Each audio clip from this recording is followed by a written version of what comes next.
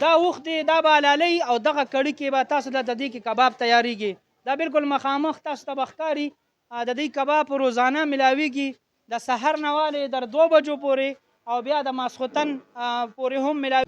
یاره ما په زندګۍ کې د غوښه نه ده خوړلې او د دې ډېرې زیاتې فایدې دي او سنت هم دی که نه زموږ رسول الله صلی خلک وایي ویډیو کې یو شي ښیي او بیا بل شي خرڅوي. کار دی دا خلک د بېایمانۍ لپاره دا خبرې کوي او چې روغ سړی په غلطه خبره چرې هم نه کوي او نه موږ وکې ده مات ګوډ راولو خلکو په وړاندې لالو چې خلک یې وویني د کلي د میسا خلک د جهانګیري خلک ټول ښه په اعتماد دا میلمانه راغلي شال هم تپوس دې وکړه. اوس دی دا به د زیارت په ورځ باندې حلالۍ او بیا چې څوک چاته غوښه پکاري ای به غوښه وړي دي که څوک کباب غواړي کباب را سره خوري چې 19-20 راویستو پیسې دې هم نه ورکوي او 10,000 روپۍ تاوان هم اخلي په دغې پوهېږو. دا ګورئ جي که تاسو دا هډوکي ښکاري دا په 5,000 روپۍ دی دا د اوښ هډوکي دی. دې دا دې وکې ده چې د جوړونو دپاره کار کوي دردونو له کار کوي او خاص کار د زړه دپاره سونه ده د زړه پاور سیوا کوي دردونه ختموي باد ختموي. اوښ یو هډوکي په 5,000 روپۍ چې هغه په ډېرو بیمارو کې استعمالېږي. کباب د لرې لرې علاقو نه ورپسې خلک راځي کباب غواړي شیدو جهانګیرې پېښور پبو تارو هر ځای نه خلک میلمانه راځي او کباب غواړي. د اوښ دا ګرځېدل هم تاسو ګورئ جي بالکل وګوره ښه مزېدار ځوان اوښ دی او غټ هم دی.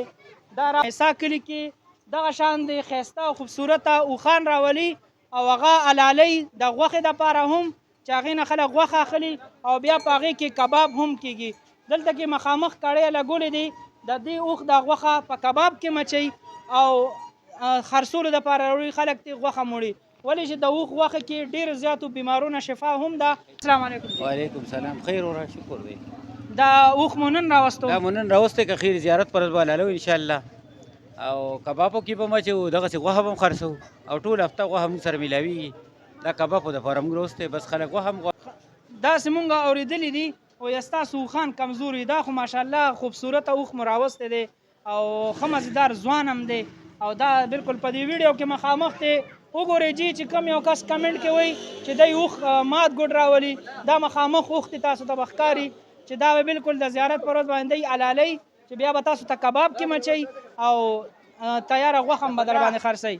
بل پیغمبري سنت دی لکه دا داسې شی دی چې څوک یې ثواب دپاره خوري او څوک یې خوند دپاره خوري چې څوک یې وخوري په دوباره ورپسې بیا راځي. زبردست. یاره ما په زندګۍ کې د غوښه نه ده خوړلې او د دې ډېرې زیاتې فایدې دي او سنت هم دی که نه زموږ رسول الله صلی الله علیه وسلم محبوب غوښه وه ده هغه یې ډېر په مینه به خوړه.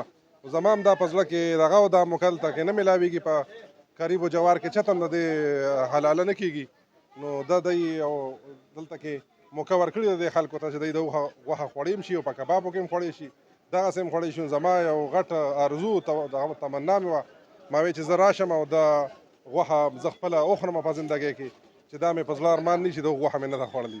خلیل الله به چې څنګه مونږ ته ووایي چې بی ما اوښ راوستو مونږ فورا ویډیو ته رالو چې راشه د خپل کتونکو ملګرو ته وښایو چې خلیل الله به څنګه اوښ راوستی.